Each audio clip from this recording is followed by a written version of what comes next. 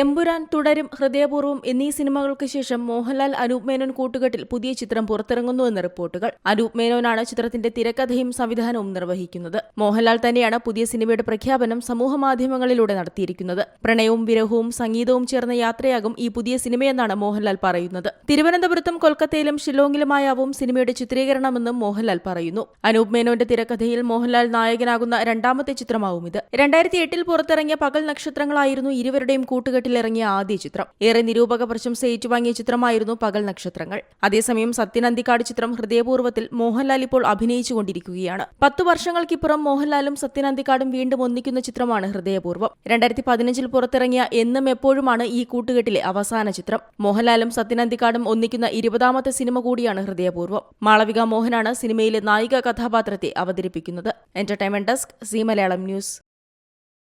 ഏറ്റവും പുതിയ വാർത്തകളും വിശേഷങ്ങളും വിരൽത്തുമ്പിലറിയാൻ സി മലയാളം ന്യൂസ് എല്ലാ ഡിജിറ്റൽ പ്ലാറ്റ്ഫോമുകളിലും ലഭ്യം.